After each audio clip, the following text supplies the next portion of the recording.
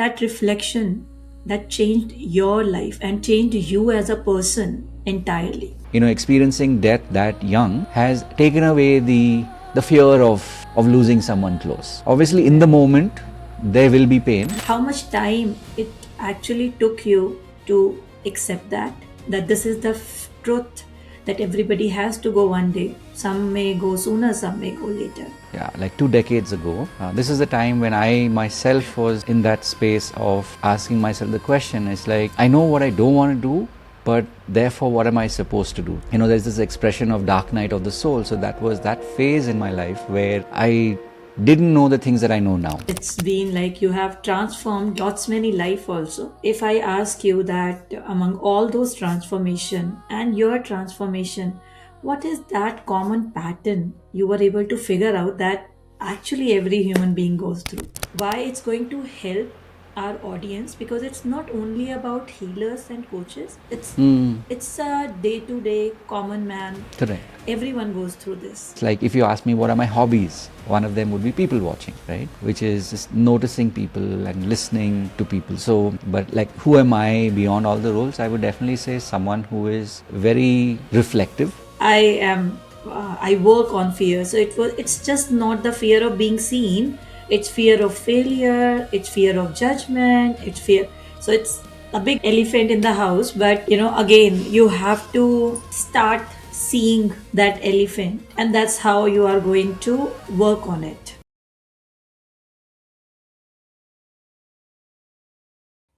Hello and welcome to Voice Beyond Fear. And I am Ruchi Bhutani, your host and host, and a body consciousness coach. I help people decode what their body is holding, because most fear is not just a thought, it's a stored experience. And this podcast is not about perfect stories, it's about real ones, the kind that reveal what's actually happening beneath the surface, emotionally, mentally, and within the body. Because when truth is seen clearly, fear begins to lose its grip. So, as you listen today, notice what stays with you. Some people teach transformation, and some people become the space where transformation happens. And today's guest is one of those rare individuals. He doesn't just work on habits or goals. He works on identity, the root of who you believe you are. With over 2 decades of deep inner work, blending NLP, conversational hypnosis, and powerful subconscious processes, he has helped countless individuals move from confusion, self doubt, and emotional overwhelm into clarity, confidence, and purpose driven living. But what truly stands out is not just what he teaches, it's the spaces he creates for everyone. Spaces where people feel safe enough to drop their masks and powerful enough to step into their truth. He is the founder of iHypnosis Life, a transformational ecosystem designed to help healers and coaches reconnect with their true identity and amplify their impact. And he is on a mission to guide healers and coaches to step into their power. Because, as I always say, everybody is extraordinary, and he is just helping everyone unveiling the extraordinary self, not just individually but as a collective force. So, today, this is not going to be just a conversation. This is an invitation to go beyond fear and step into who you truly are. And with this, I welcome Rahul George. Thank you, Ruchi. That was such a beautiful setting of the stage. I'm taking my time to absorb just the way you tapped into the power of the words, and in a way it's sort of like a reminder of the journey that I've been on. So, and linking it to the conversation we had before we went live. Yes. So I'm really looking forward to the discoveries that we make together on this pod. So it's definitely an honor to be here with you on your pod. Thank you so much. Thank you so much for coming on our show, and thank you so much for being here with us today. Because what I am remembering, there was a time I sat on the other side as a guest in your space, and that was Yes. a perfect safe space to actually speak about talk about your journey. You actually create that space, and I had experienced it fully. But today, here we are again, but just with the roles reversed. So, Rahul, before we actually get into our conversation and we talk about what you do, I would love to meet the human behind it. Who are you when there is no role, no title, and it's just you? When you are not a coach, you are not a mentor. Correct. Who is Rahul behind all those things? That's a beautiful question, because immediately I'm taken back to, this would have been like 2 decades ago. This is the time when I myself was in that space of asking myself the question. It's like, I know what I don't want to do, but therefore what am I supposed to do? So that was my, there's this expression of dark night of the soul. So that was that phase in my life where I didn't know the things that I know now. And one of the, it's like darkest night में कभी वो flicker आते हैं, little flickers of maybe hope. It could be fireflies. And so in that context, I had enrolled in this program, which was diploma in counseling skills, based in Bangalore. And I had some amazing teachers, and one of them, his name was Raja. He mentioned this once at some point during that course, when he talked about, just remember this when you are going out into the world. It's not about, you switch on and switch off the role of being the counselor, right? That one message that he shared in class on one of the days, that somehow really connected with me. I'm saying that also because when you said, like, who are you, like, beyond the roles of, like, maybe the coach or the healer, the mentor, whatever, different people, or the podcaster, or whatever is the, the title. I think for me, these last 20 plus years in a professional way has been always going beyond the professional title. So I'm always checking back in with myself. I'm always, tuning into the things that I enjoy the most. And a lot of that is, what it takes to be human, right? So so it's like, I remember long ago, I used to have this thing of, I used to say, I'm a people watcher, right? So it's like, if you ask me what are my hobbies, one of them would be people watching, right?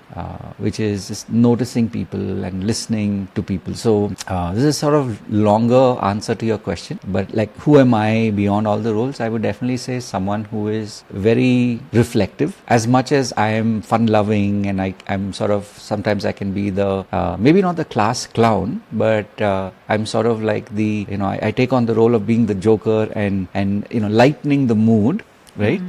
But beyond that, the other side of me is the one that's reflective, is always thinking about human beings and life and my own life, So it may not be, it's almost like a contrast to what you would otherwise see, right? The way I'm in my class, in my community, or the way I'm in a session. And I don't believe in like serious session hona chahiye. It's like a mix. Right? It's about, as you said at the beginning, it's about doing whatever it takes to make people feel comfortable, because it's like when people are able to feel comfortable, that flows back into you. And so for me, I've always made it a point to, it's like when the conversations we were having just before the pod, it's like that's my natural instinct to find ways for people to be comfortable, because when they're comfortable, I become more comfortable, right?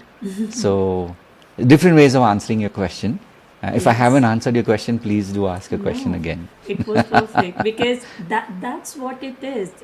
How, lots of times that rawness of us actually get on site, because 24/7 we are holding a label or a crown on our head. So that's why. So you mentioned about reflection and reflective, and being very reflective on people and life.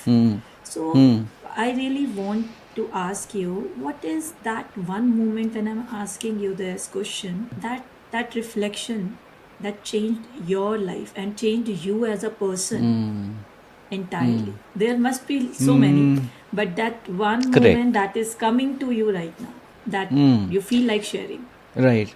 So I kind of, as you said, reflection, and also maybe in a way like a remembering. There are like two moments in my life where obviously it sort of made me reflect a lot. One was when I was just a little older than 10, and the other was 8 years ago, right? So 10 being the point in time when my dad passed away. So that in many ways has shaped me into the person that I am today. The way I think about life and death is very different than probably a lot of people, because when you lose someone as close to you as a parent at a very young age, it shapes how one looks at something as final as death, right? Right. And of course, in my journey, it has helped me. I always look at it like that it has helped me look at life very differently. And so we can obviously, as we progress, we can of course talk more on it, but that would be one memory, like a reflective point in my life. The other, like I said, was this is 2018, so 8 years back, when my wife was diagnosed with cancer. And that year obviously was a very different year.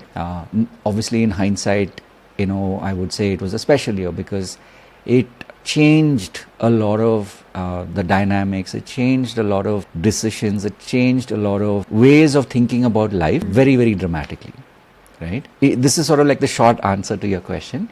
But yeah, these are like 2 points in my life where I can clearly say that, they were very finite in that it was a specific thing that happened, right? Like an illness is in that sense, it's finite, right? Death, in a way, is finite. The feeling of it is infinite, meaning for the rest of your life, you will keep having, memories or reflections or whatever internal conversations or conversations with other people. But that moment is finite. So these are like 2 points in time when, that definitely have changed my perspective to, or made me more reflective, or made me reflect on something very specific. Great. Okay, Rahul, before we proceed, are you okay if I go a little deeper into questions of about Sure. death, life and death, and about your dad? Are you Sure. okay with that? Absolutely, yeah. Okay. So, Rahul, as you mentioned And about before you proceed, I must say, thank you for asking the question. In fact, when you're talking about reflections, I was just literally, like earlier today, I was just thinking about how most people do not ask. Most people make an assumption, right? So it says a lot about you, and the care that you take. And I'm sure in time to come, people will really deeply benefit from your approach, because that is what makes it human. Yes. So thank you that's why I wanted to acknowledge you right now. Thank you for so actually taking your time to not just think it through, but actually ask, which is a very rare thing. So that's why this voice beyond fear, because it's not only about people asking you, it's also about Sure. you asking yourself, right? And Yeah. that's one reason people don't want to. I always say, people used to ask me why there were so many posts on Facebook for mine where I said memory lane revisited, memory lane revisited. People were like, why you do that? मैंने कहा, because you see memories, you see past as not to reflect Correct. upon. For me, that is actually that the foundation of where I am today. If I am not reflecting back on those, I cannot change my future. Correct. Right? And in the same way, because I am a body consciousness coach and working on diseases like even cancer, arthritis, diabetes. So in all those years, what I found out is like it's always all those things which you have never spoken to yourself or anyone. That's why that's the voice beyond fear is coming from that space only, कि लोगों को पता चले कि when they speak up about all those moments with someone, how much relief, how much healing it brings to you. Some people do cry, some people felt awkward also, but that's what are the unfinished conversation with themselves also. So that's the Right. purpose. So let's beautiful. continue with our question. That's why I asked you, because I didn't knew about that we are going to talk about life and death topic. And this is my topic, because when we talk about fear, Right. be it anywhere, the ultimate fear, the umbrella of fear is fear of death. बाकी सब उसके Correct. Under आता है, right? Yeah, So yeah. if I am being privileged and if you are okay, so we will talk about it in a deeper way, Sure. which is going to help people go beyond that fear. So Rahul, as you mentioned, so first of all, we are really sorry for your loss at a very young age, but that's how the life is. Life happens in cycles. Life happens in circles.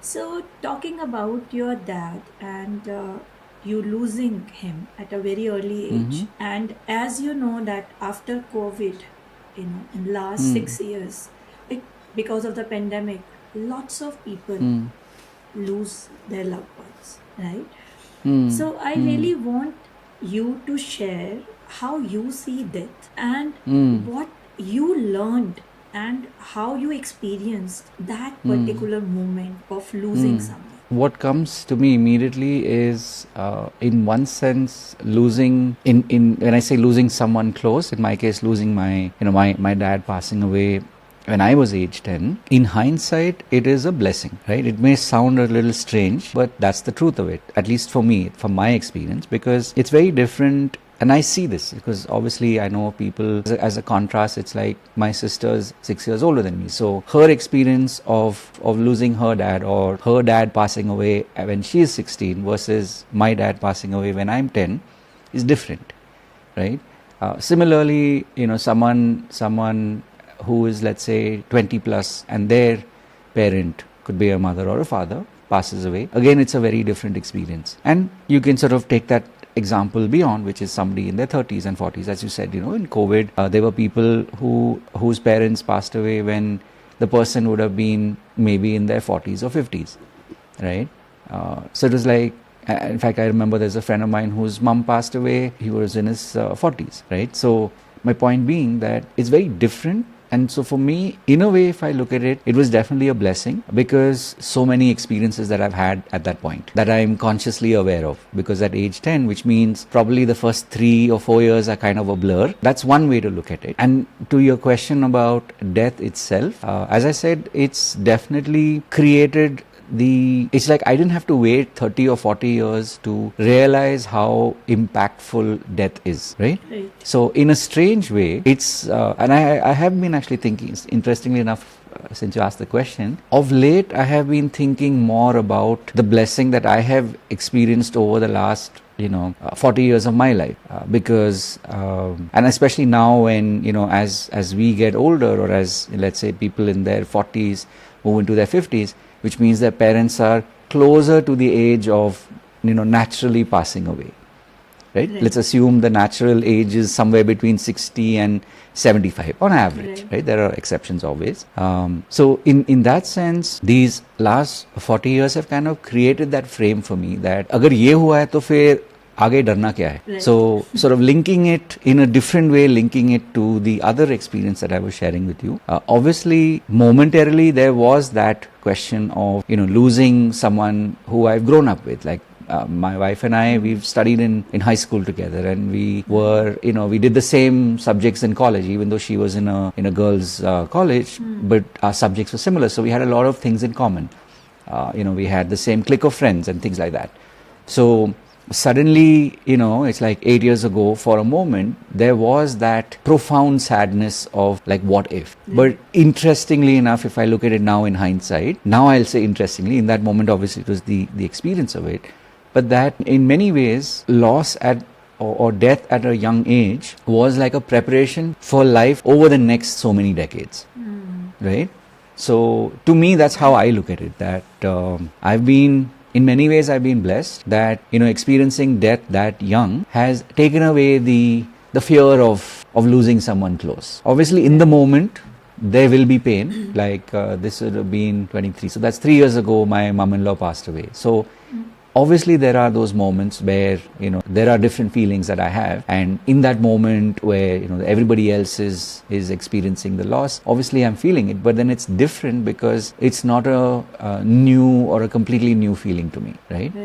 So that's my take on it. I'm sure, loss of someone is a very personal experience, and I wanted to say this earlier, but this is probably the right time to say it, which is, and something linked to your theme of voice beyond fear, which is when you reach that point, and I always say this in my communities, like when you reach that point where you can share your story without necessarily getting immersed in the sadness, that's when your story is no longer yours, meaning that now you're ready to share that with somebody else so that they take your story, and that creates the healing in them. Because when they listen to your story and they go, okay, if he had that experience or if she had that experience, that means I'm okay, or I will be okay, right? So yeah, I mean that would be one way to answer your question. No, that's beautiful. And if I would ask you, because that Rahul who was 10 years old and this Rahul, it was a long journey that you had gone through. So, how much time it actually took you to actually accept that loss and go beyond that fear of losing people? So that fear is there still. The people that you are living with, your loved ones, there's always that tiny of the fear, because one day you will. It's a truth. Again, when truth speaks, fear ends. So it's the truth. So how you take that truth? First thing, how much time it actually took you to accept that this is the truth, that everybody has to go one day. Some may go sooner, some may go later, right? And secondly, how that truth actually helped you in becoming the Rahul you are today. So it's sort of like linking it back to what I said. Because I was as young as 10, I had that many less filters. So this thing of, accepting death, or, knowing that nothing is forever, or the kind of frames that we use as adults, obviously I didn't have that, right? Which is also why, kids have a much faster way of accepting whatever is happening. Obviously, when they feel the sadness, they will feel it. That's, the kid being a kid. But beyond that, not having as many filters is probably what, made that acceptance sort of like, it's like taking it in my stride. So I again, because it was so many years ago or decades ago, it's hard to say, okay, yeah, when I was 11 or when I was 12, then I was like, theek hai, acceptance ho gaya hai. Right. But yeah, I can definitely say that growing up, obviously there were a lot of changes because again of, where my dad was. He was in the army, so, he was definitely sort of in that sense at one of the peaks of his career. And, there was definitely a shift after that for all of us.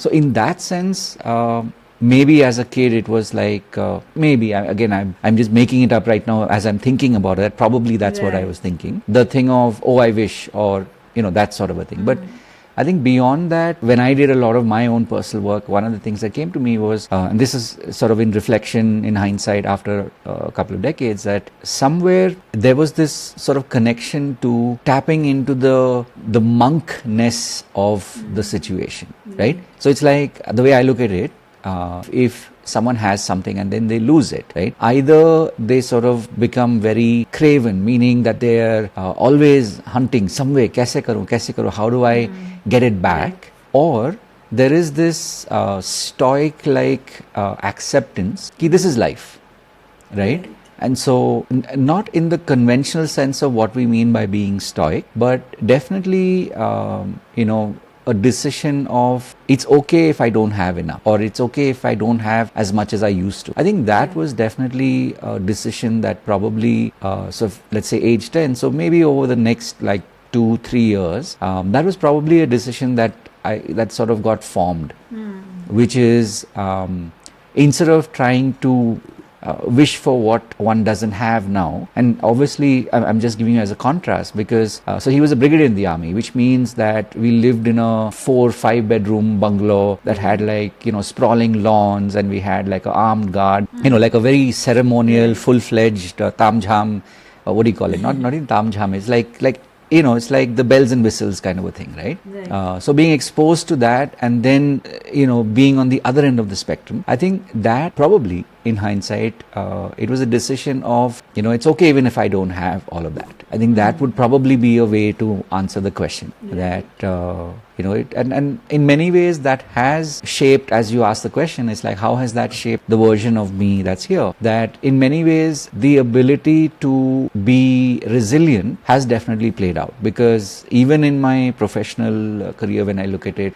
I used to be in advertising, and then I decided that I wanted to, work with people and help them. So basically, even if I look at it professionally, the experience of let's say that phase of my childhood, resilience is something that I've always been able to kind of lean into. Even over the last, let's say, 20 years in my choices of career, I chose to do things where they were like way ahead of the market, right? So if I look at, let's say, maybe the first phase of building a business, I chose to do something that, there wasn't, like conventionally that market didn't exist, right? So I did a lot of corporate training, but using theater, which was like an anomaly, 20 years ago. I chose to lean into coaching, which until 2019, till 2020, nobody had really, done too much of that work compared to, say, how the market is today. Right? Where like you have the systems, you have the tools, you have the technology now. Like literally we are like, across the ocean, and here we are having our, podcast recording, 2 different time zones. Like 7 saal, 8 saal pehle, to it was like a fairy tale, right? Yes. You were lucky if you had a Skype account. Yes. So my point being that there's a lot that has changed. So if I look at it, definitely those early experiences have taught me to be resilient. And also, like that, the old, what they call the marshmallow experiment, that in some ways, and probably many ways, to be able to hold, keep my powder dry, which is basically saying that even if things are not working like 200% as they quote unquote should, it's okay, because you focus on the things that are working, and over a period of time, everything works, right? Yes. Just like, when you, like they say, can you time the market? But instead, if you invest in the market over 20 years, one way or the other, you will win, compared to if you had not invested in the market. So in that sense, if I look at it, yes, definitely these experiences have shaped my ability to be resilient. And even when things are slow, obviously as a human being, you want things to move faster, and there can be those moments of kyun nahi ho raha hai kind of a thing, or okay, what's missing. The ability to zoom out is definitely something that is, a practiced skill of now, if I look at it, the last 30, 35 years at least. Yeah. Yes. And it's been like you have transformed lots many life also. So if I ask you that among all those transformation and your transformation, what is that common pattern you were able to figure out that actually every human being goes through, and they have that which you yourself experience in your journey, and then you are now able to see it in everyone. So what's that one thing? Yeah, I'll give you like a slightly tangential answer. A lot of times people accuse me of like, how do you know this? Like, how are you seeing this? In simple terms, it's like when, and so basically what I mean is, I really believe that anybody can turn their life around. Like I genuinely believe that, right? It's not just a sort of a line or something. Like it's literally part of my DNA. Obviously, therefore, when I'm working with people, it doesn't matter what they're going through. By that I mean, it's like until this moment, jo bhi hua hai, besides the point. But as long as you believe, that's one. And two, since we have met, until you believe, right, I'm here with you. At some point, when you believe, and I anyway believe, that combined, factor is going to give you the kind of results that you're anyway looking for, right? So that would be one way to answer the question, which is, I really do believe in people. I do believe that people can change. And I've seen that in my own life. I've seen that in the decisions that I've taken over time. That, at one point I was in advertising, and I kind of reached a point where I was like, I know what I don't want to do. So what do I do? Or what do I want to do? I don't know. But let me figure it out. Right? And then that took its own, 7-8 years of finding what is that thing. And then over a period of those 7-8 years, I did that until I realized that, okay, that was a stepping stone to the next phase of evolution, so to speak, in terms of what I'm doing.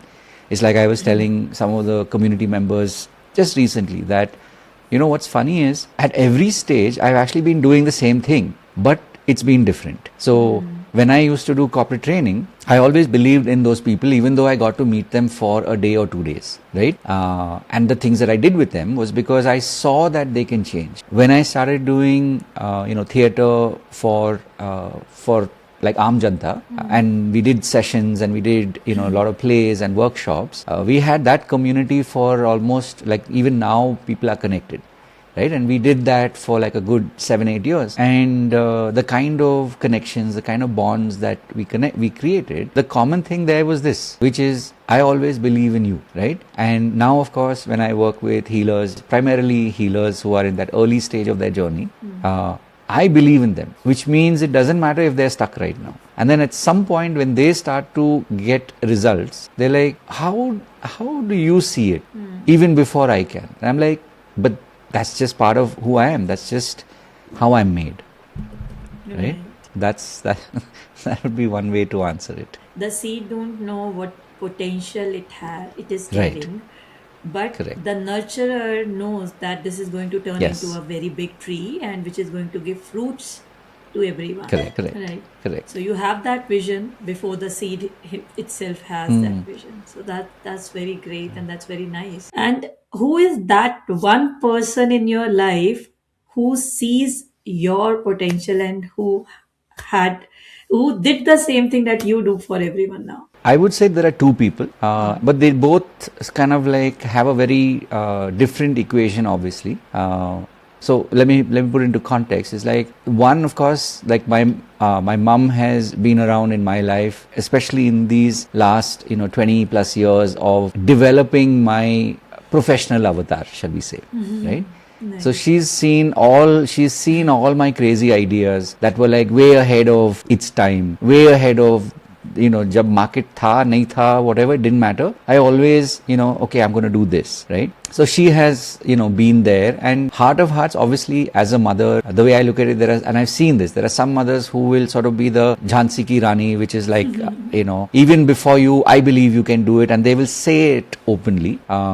There are some who may, there may be a little bit of fear, but deep down, they believe that yes, you can do it, right? So my mom kind of fits more probably into the second category than the first. That's not her style to sort of say, I will, fight the demons till you're ready to fight kind of a thing. But there's always that belief somewhere that yes, things will work out. So that would be why, like, I chose her as one person. And again, because she's been there the longest, if I look at it like that.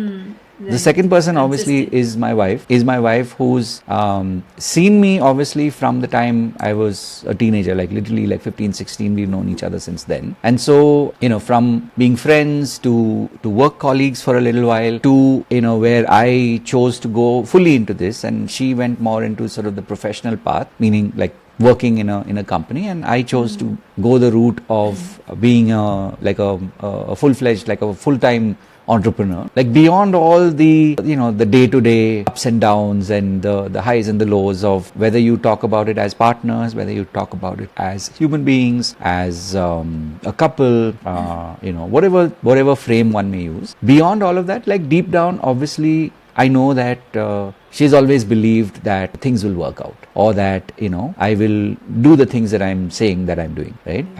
And so therefore it's like the path that I've been on, it has definitely been a long journey, but she's not the same. In the same breath, it's not like she has tried to convince me ki ye sab chhod do, don't do these high risk things, sort of a way of looking at it. Somewhere deep down, she's always believed that, jo maine bola hai, I will do, right? So that's why I said it's a combination of having two people who, together they're in my team, right? And actively they're involved in, keeping that flame alive, or reminding me in their own way that I've got this. So yeah, there's definitely, these are two people who have, and both have their own unique way of expressing it. So, that has definitely And like what it's I do really, for people outside, they have yes, that. and it's really nice you acknowledging them, and they must be feeling very good about it, because we actually forget to acknowledge sometimes, often, the backbone of where we are standing right now. So they are actually the backbone. Correct. I want to pause you here for two things. One, interestingly enough, just before our recording today, so I've been doing like a daily pod now for more than 3 years. Like every day, it's like I treat it like my digital diary, right? So Right. I don't write. So like some people like to actually write in a diary. For me, it's this video format that I do. Right. So if you go to my YouTube channel, you'll see there are like Yes, I whatever am over watching it 1,000 videos, regularly. and so I am it's watching it just my way regularly. of thank you. It's just Right. my way of reflecting and sharing and all of that, right? So today I actually recorded the pod all about expressing that gratitude for people in one's life, right? And I'm saying that also because two reasons. One, we did a community retreat in Bangalore in November, and there I felicitated my mom and my wife, and next week we will be in Chennai, where I will be receiving an award as a recognition of the work that I've been doing. Congratulations. Thank you. And I'm also taking my wife along with me. So the idea being, it's a way of pausing in that moment to acknowledge the moment, to acknowledge my wife, Meena, for being there with me on the journey, and that this is not the end. It Right. is one more reminder, like a milestone, to an extent a milestone, yes, but more than that, a reminder that whatever I had envisioned is true, and that it's like picture abhi bhi baki hai. It's like Bilkul.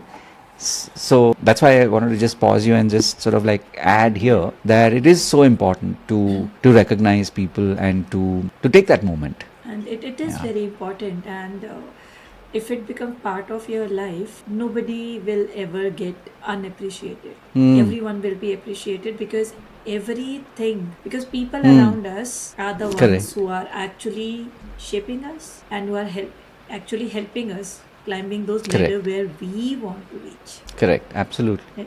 Right. So adding to Absolutely. this, now, as you help people, a lot of people transforming, and you are actually helping healers and coaches. So this is coming to me, and this is for me is a very interesting question, because why it's going to help our audience, because it's not only about healers and coaches. It's a day-to-day common man. Correct. Everyone goes through this, right? So how can actually someone differentiate between I am not ready yet and I am just afraid to be seen, right? Because as you were mentioning about your mom, your wife, that they believed in you, and as you say that you tell all those people that you got this and I believe you, and they kept telling you how you see what we were yet not able to see.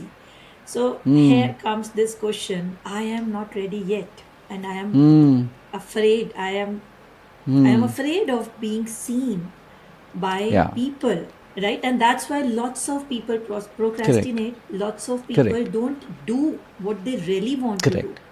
Correct. So I really want you, being NLP expert, how you can help people to actually see that thin line between I am not ready Yeah. yet and I am afraid of being seen. I like the framing. I'll come back to the thin line in a second, but I'll start with the afraid. Somebody saying I'm afraid to be seen, right? Right. That's actually a very, very powerful frame in itself, because someone who, whether they know it or not, if someone believes that they are afraid to be seen, a lot of times that is actually real for them. So it's like True. their perception of reality is that I cannot or I should not be seen. And if you sort of, however, whichever modality one uses, if you help them go back in time, and I'm saying this from a solution rather than it's a Right. problem way of looking at Right. it. I can't help, that's just Right. my natural response. Yes. whichever modality one uses, right? And there's so many techniques today, and thankfully there are people who have devoted their life to learn techniques first for themselves and then as healers, apply it and help other people. So regardless of which modality someone uses, they can definitely go back and discover, uncover, realize that yes, that did happen at some point in their life where the fear of being seen was a real threat to them. And so the decisions that they made at that time, which could be whatever is their reason. So I don't want to psychoanalyze that part. All I'm saying is that when they made that decision at age, whatever was their age, it could be, before 7, or even it could be in that early stage, between say 7 and Right. That's why that inner child thing is there.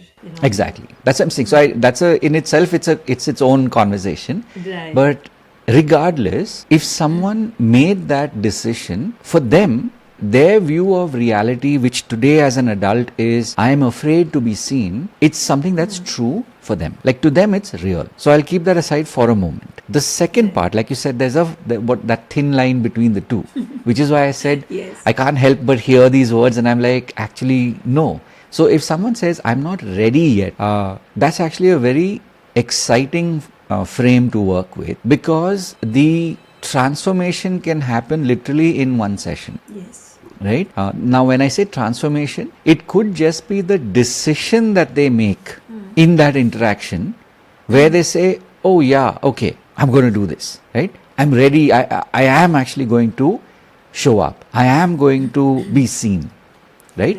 Because they no longer are, sort of tapping into the old way of saying things. So it's not so much as coming from a place of fear as much as an on-off switch, right? Now, having said that, of course, does it mean after that everything will be hunky-dory? Not necessary, right? They could revert back to the old version, the older avatar of them the next day, or maybe they make a video, for example, they make a video and then, a couple of people kind of say something and they kind of go like, no, I was right, I'm not ready yet, right? So that can happen, but to undo that is comparatively, they're more ready than they know. Let me say it like that. Yeah. But when someone says, I am afraid of, being seen, that is its own, in my opinion, that is something that, I would say compassion is really required here. Because it would be hard to tell the person, अरे कोई बात नहीं, कर लो, आप 10 video कर लो, सब कुछ ठीक हो जाएगा. To me, it would be a disservice. And that's why when you said the thin line or a fine line, in my opinion, it's not a fine line. It's actually, there's a, to use that expression, there's actually a cement wall between. It's a big elephant in the house. Yes. And it's like there is an elephant between the two sides. Right. Because right? while you were telling this, one thing came was like, again, because I work on fear. So it's just not the fear of being seen. It's fear of failure. It's fear of judgment. It's fear. So it's a big elephant in the house. But, again, you have to start seeing that elephant. And that's how you are going to work on it. Absolutely. Like that would be definitely, like there are two different things. You're not ready yet versus being seen, that's its own, it's its own entity. Actually, it's but this is where lots of people get stuck. You know why? Because they want to achieve, they want to do a lot of things, and then they get into lots of things: law of attraction, law of manifestation, age, and everything. And then they keep blaming also these things don't work. No, it's you are not working on yourself.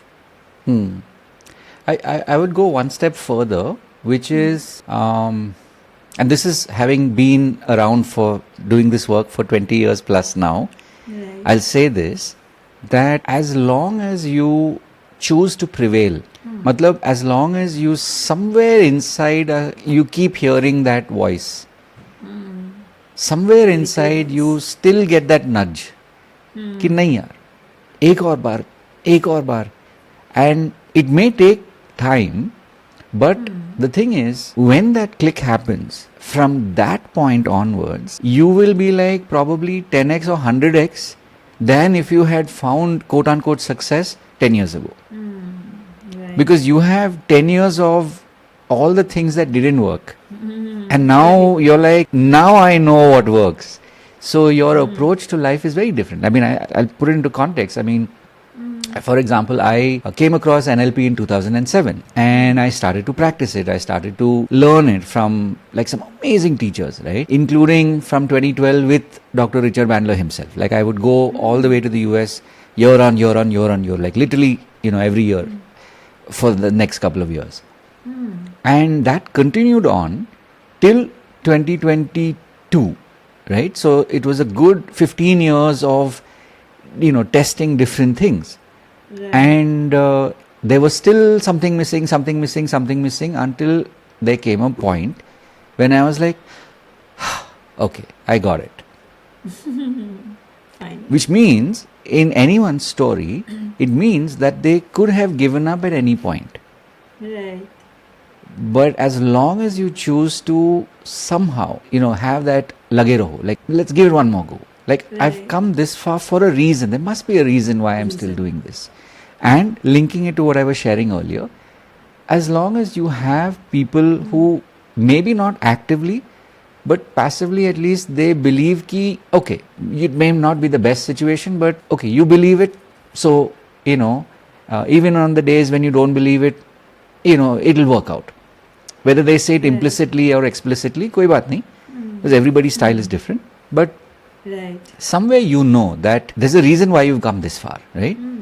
So this is my take on it. And of course, I'm saying this having done this for the last 20 years. Now, there are always exceptions, but I'm saying by and large, if someone believes and has that sense inside them ki I'm meant to do this, though when it comes to showing up, when it comes to, to doing to be seen, I know what that feels like. I know what that means to not do it.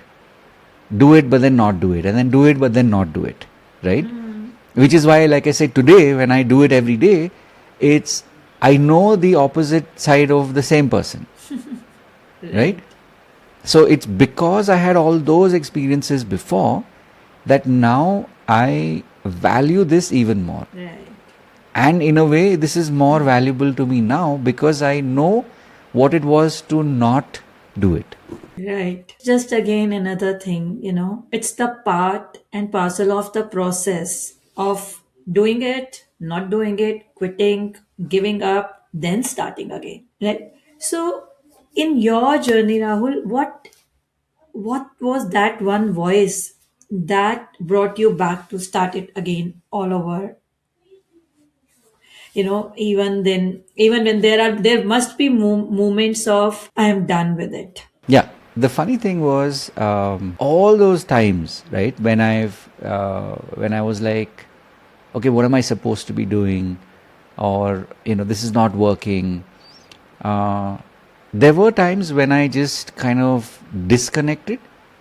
But then somewhere, and you used the right word for me, which is, for me, like some people can see their vision or whatever. For me, it's a voice. Like if you go back to classic NLP, there's V, A and K, right? Like some people get a feeling. For me, it's the voice first. And invariably, there is this shift that I feel after that, meaning voice, then the shift, which is, okay, let's do it.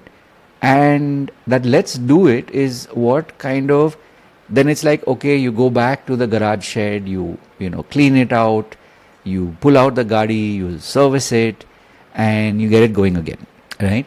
So it's sort of, obviously I'm speaking in analogies and metaphors, so to speak. Yeah.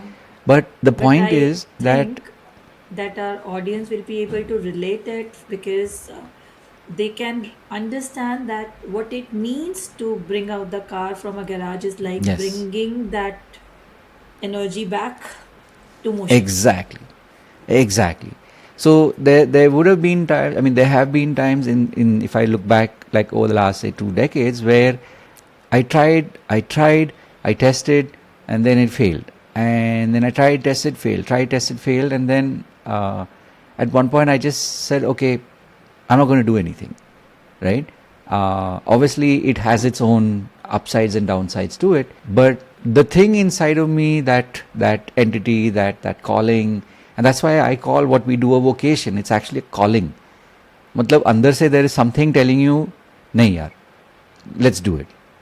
Let's start it all over again. That sort of a thing. So to me, that as a sign has always reminded me that that's why I'm still here, that's why I'm doing this, right? And that is what has kept me coming back over and over and over again. So, Rahul, like you shared about your giving up and then coming back. So now, because you had overpowered or empowered that little voice within you, there are always two voices, one which is telling you not done, right? And then there is a voice which kept whispering, no, you can do it. You should do it. You are here for something bigger than your mind can even think, right? So now when you actually help people transform their life, what is that one line, that one voice that you are giving them as a new voice in their head which keep them motivating? So what is that mantra kind of a thing, that voice that you are programming or that you are giving as a gift, which they themselves are not able to hear the whispers, but you are giving a louder voice to that whispers in their head? What is that one line? Right. So the answer might surprise you a little bit because, and that's why I genuinely, thanked you. And when I say that, I meant it when we began the pod, and the fact that you asked me rather than told me, right? Like you asked me, like, can I ask you questions about, in that case, it was about my dad, right? My point being that as someone who is doing this work as a healer, as a coach, when I'm with my clients, with my students, instead of telling them, which would be a typical, like as a coach, you would, like let's say a sports coach, you would say, come on, you can do it, that sort of a thing. For me, it works in the ulta, in the opposite. Meaning, I have understood that when, from the outside, when you can be so silent, that is when they will hear their inner voice, right? So a discovery I made earlier this year, and I was sharing this with one of my earliest clients who was there with me on the journey over the last like 6-7 years, especially in this avatar. And what I had discovered this year is actually you, like Ruchi, you are space. You are space, which means when you are with your client, you are space, which implies that आपको कुछ करना नहीं है. You are space. That means when you truly are embodying that, because you are space, they will actually finally be able to hear themselves. Otherwise, typically what happens when you look at like a coaching environment, a healing environment, a mentoring environment, typically the coach, the healer, the mentor somewhere will give you like an external mantra. To me, this discovery of your own mantra is far more powerful. Yes, it is. Right? And that's what also in a way is the hard part. Because as human beings, of course, as you said, we are playing or we're being these roles. And if we get caught up in the shininess of the I am the coach, I am the mentor, I am the healer, that is where invariably we end up making a misstep. And sort of linking it back to where we began, this is what my mentor had said knowingly, unknowingly. कि आप role मत बनो. The main thing is just be genuine, and instead of telling yourself, okay, now I am going into the office, now I am the counselor. Just continue to be that no matter where you are. And over a period of time, then you're not saying, oh, let me be, because I'm a coach, let me say this. You're just being a human being, right? And of course, now to sort of close that loop, it's like when I realize that, okay, I am space, that is why the ahas happen. That is why the transformation happens. Because then I'm not doing anything. Right. They are the ones who are finding themselves. And I totally believe in that. Why? Because everybody has their own truth. right?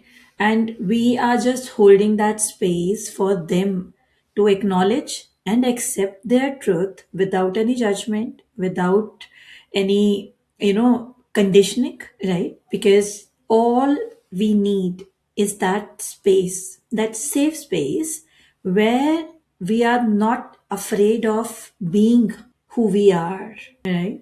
And again, so consolidating what you said to for our audience is, don't find a coach or a healer, find a safe space, or a space where you can be held by, so that you can see yourself. And that's where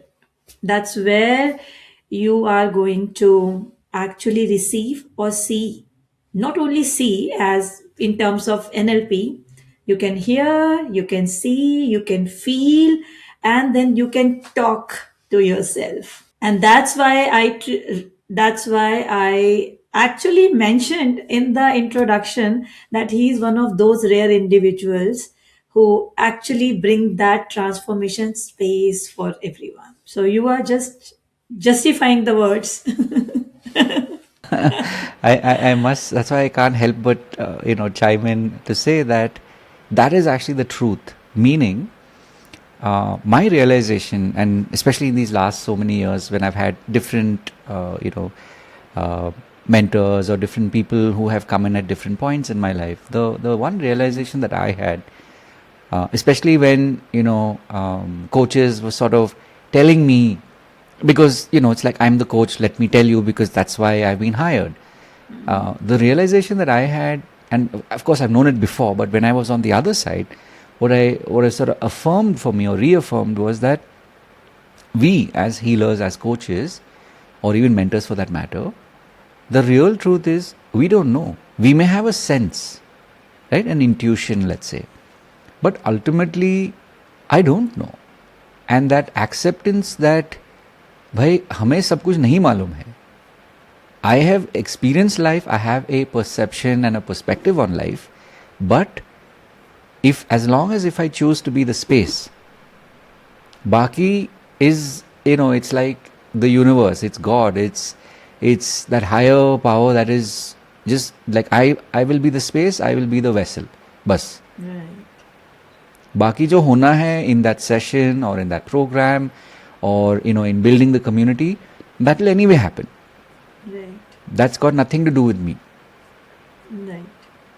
Right? So it's like when we say I don't know, and when we say when this I don't exist, then that I exist. And when that I Correct. exist, that's where the magic happens. Exactly. That I love the way you said it. It's like I don't know doesn't mean intellect I don't know. Nahi, wo nahi hai. It's like the I doesn't know. Right. And accepting that, bhaiya, I may have, had these experiences, I may have studied all over the world or whatever, doesn't matter. But the true acceptance that, no, I don't know. But I'm willing to be the space, I'm willing to be the vessel, because that I can do on a moment-to-moment basis. Right. And I'm human, sometimes I may forget, but then I remember that I've forgotten and I come back to being space. That's it. And that I Baki actually is... brought you back. He give you a slap, okay, you are growing again. You don't know. Correct. I know. Correct. That Exactly. I know. Exactly. Yes. Exactly. And Right. this is like very beautifully you also explained that what a space means, because when we talk about time and space, people see it in a very different perspective of science, Correct. as in space is that space. No, everything, the time, that space, and those dimensions and everything, it just falls back at its place when you start connecting with your own self. True. So, Rahul, one more thing, because this conversation we can take anywhere and we can talk True. as long For as we want to about these kinds of topic. But coming correct. back, Correct. so it's like Correct. talking about the people, right? If someone is standing, at the edge, like we were talking about the seed converting into a tree, where you are able to see. So it's again, we are not able to see, you are not able to see, I am not able to see. It's just that belief Correct. right? That is just that belief that we have that everybody is extraordinary and they can do it. Correct. Why? Because it's just like, what we say is like, in terms of a little going into a spiritual Hmm. side, little Sure. going Sure. into spiritual side, Sure. that what I say is like, आपका होना ही सबसे बड़ा purpose है, right? Hmm. And if that is true, then the way you are, there is Correct. nothing wrong in that. You are meant Correct. to be this way only. It's just the Hmm. acceptance that you Correct. need to have about that. But Correct. at the Correct. same time, if someone is standing at the edge of their next version, they are Hmm. ready, Hmm. right? Hmm. But fear is holding them back, Hmm. right? Because we are human beings and we are full of Hmm. fears. Because the day Correct. we are born, we start carrying the fear. Even a child, Hmm. गिर जाएगा, Correct. कुछ हो जाएगा, Correct. ये नहीं खिलाना, Correct. वो नहीं. So we are being Correct. fed with that fear, Correct. Correct. right? So Mm-hmm. obviously all those fears we carry along till our Correct. adulthood, right? Huh. Or till the time we get that awareness Hmm. of that what we want to do and how the things are, right? Correct. So Correct. what would you say to them in one honest, no filter messages, the people who are at the verge, right? But they need to either hear that one statement, आजकल हम reels देखते हैं और फिर नीचे comments भी देखते हैं, I needed to hear that, I needed to Yeah. see Yeah. that Yeah. validation, right? So what kind of validation, how you see those validation, why people seek validation? Yeah. I think if I had to say it as what would I say, tell somebody who's on the edge and where it is like fear is holding them back, one would be that I'm with you. And I would, for the moment, even just let that sit. Because sometimes that's all that one needs to hear. Yes, Right? knowing that someone is here with you, हाँ. for you. Exactly. Right? And वही होता है कि वो simplicity में that is the power. बाकी जो next sentence है, next whatever, all that वो anyway होगा. But this is more like, if I had to say, like in one sentence, like less than 8 words or whatever, like I am with you, 3 words, right? And that's very powerful. I am with you, because what I had experienced in so many years is people are not able to say Yeah. it, I need you, Mm. or I need someone. It is Correct. very difficult for people Yeah. to say it out, that they need someone behind that mask of Correct. being stronger. Correct. They forget to be vulnerable. True. Very true. Right? And so Very this is fitting in all the context. Mm. Everybody is ready. All they need is someone to tell them, Yes. I am with Yes. you, go for it. Exactly. Right? And just to link that back, which is why, like I was saying, just hearing that I'm with you, and this is like, you'll appreciate the NLP aspect of it, which is, I say I'm with you, you will unconsciously fill in the rest. Right. Because if I say I'm with you, go for it, that's where a lot of people tend to miss the cue. Right. Because वो go for it फिर से pressure हो जाता है. Right. Do you mean now I'm seeing you as my mother or my father now, and then the Right. old stories start playing again? Versus, That's beautiful. in the most basic way, is just saying, hey, you know what? I'm with you. Full stop. Ha. Right? It feels like to actually have a moment of silence, because Ha. it's just that. That's Yeah. it. Exactly. Exactly. Nice. And silence is itself very beautiful, Yes. because it actually give you a very good, nice pause, which you need to actually fill in the gap. Okay, so we let our audience have their moment with Yes. I am with you. right? Yes. And a little completion to that. Rahul Sure. is with you, Ruchi is with you. So if you feel Exactly. like connecting with us, you can reach out to us. You will get all the details of both of us in the description of this video. So you are most welcome to reach out to us, because we are not saying it for the sake of saying it. We are Yes. genuinely, with all our heart, with you. Yeah. So, before we end our conversation, I would love to have a small rapid fire round with you, where we are going to keep our conscious mind also aside and just Huh. bring the energy back. Okay. One word answers or one liner answer, Uh-huh. whatever you feel like. I'll just Okay. keep asking and you just keep answering. Sure, sure. Okay. What is life for you? Ease. What is being at peace means to you? Effortless. And what is love for you? Forever.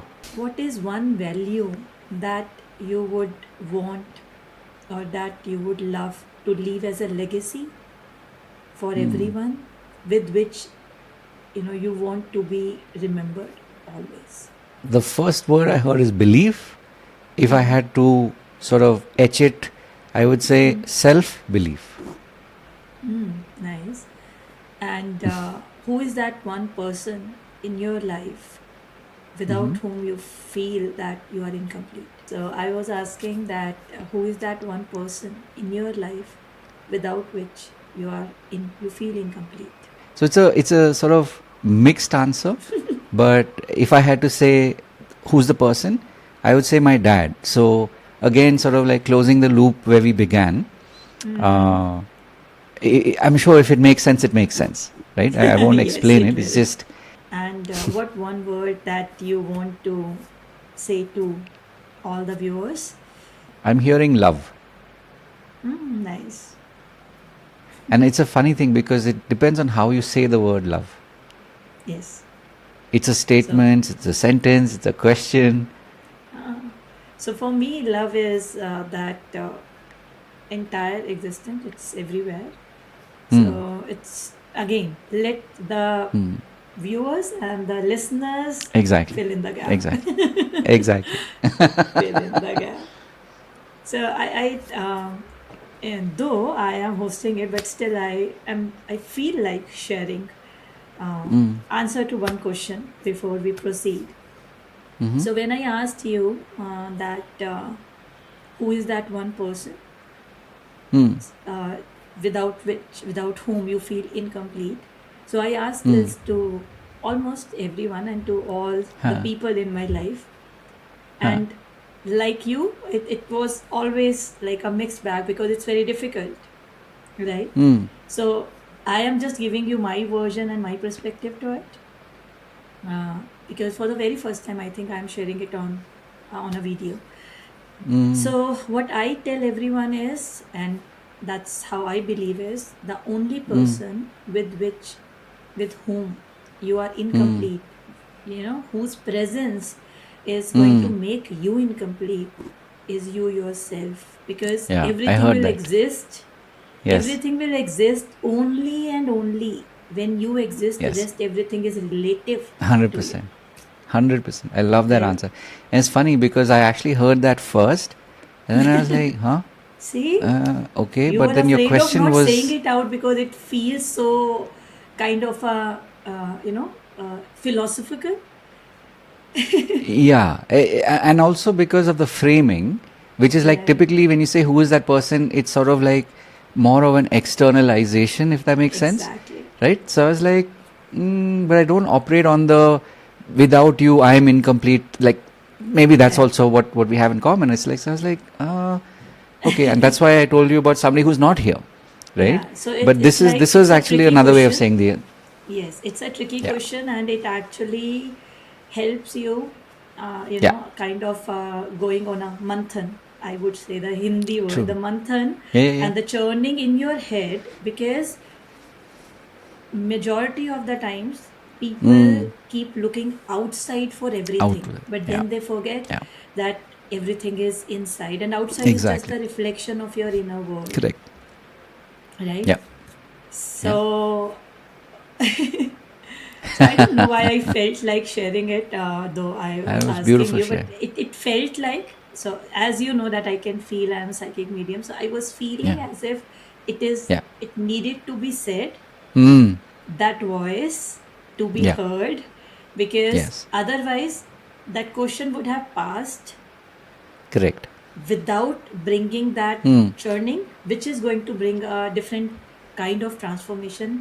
That's what we are Mm. here for. Mm. So true. Right. And so I Awesome. again want to ask you the same thing, because now I want to hear the real and the raw version of the same question with a different Mm. answer. Who is that one person without whom you are incomplete? I would definitely like go back to what you just now said is me. Right. Yeah. Now I want you to like actually throw some light what is coming to you as in this me. Who is this me? From Hmm. where we started, behind all the labels, Hmm. all those tags, who are Hmm. you? So we are closing it with the same Hmm. question. Who is that me? It's, I guess, one way to answer it is what I'm hearing is me from the past, me from the present, and me from the future. And another way of saying it is like it's me up to what I know and me that I will discover. So it's like if I don't have any of those, then it'll always feel incomplete, Yes. And that's right? such a beautiful way of actually sharing it, actually Hmm. explaining the I, Hmm. Hmm. Yeah. you Yeah. know. And Hmm. with this, thank you so much, Rahul, for Thank you. sharing It's been a this, pleasure. because it was such a beautiful conversation with Hmm. you. And I would Thank love you, to Ruchi. ask lots many more questions, but Hmm. then we have a crunch of time. Yeah. But Right. I But definitely look forward to if many the more. divine, if there is in the divine Hmm. plan, and if the time persists, I would Yes. love to have you back on our show with a different set Hmm. of questions for our audience, for Yes. our viewers, because Yes. what we are doing is just the conversation, and Correct. in between, within this conversation, is the space that we are creating Yes.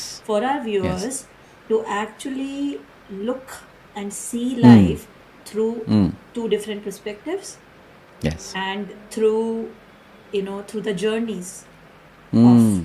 different people, and how they Right. perceive those moments and how they shape Hmm. their life.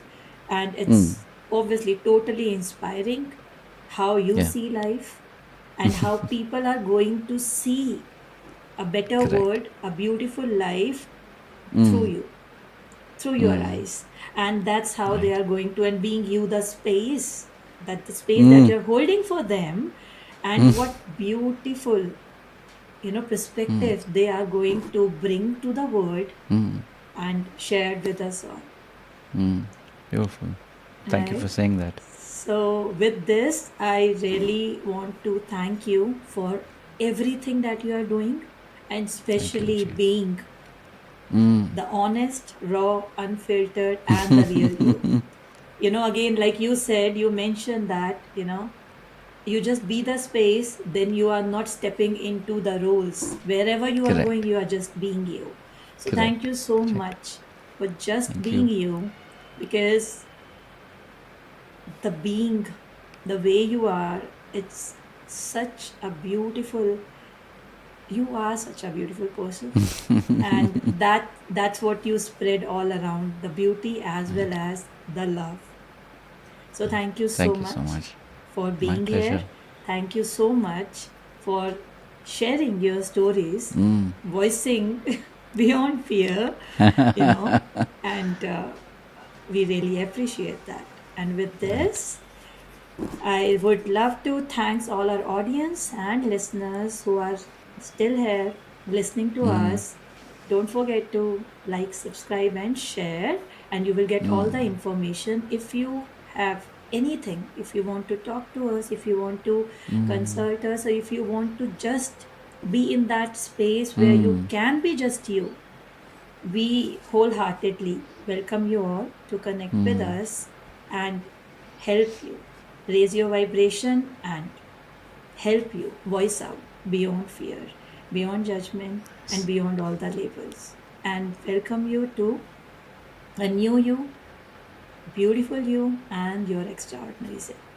So thank you so much. And here we are signing out for today. We will come back on Voice Beyond Fear with lots more beautiful stories, beautiful people to inspire you, to help you grow, transform, and becoming the next best version of yourself. So thank you so much.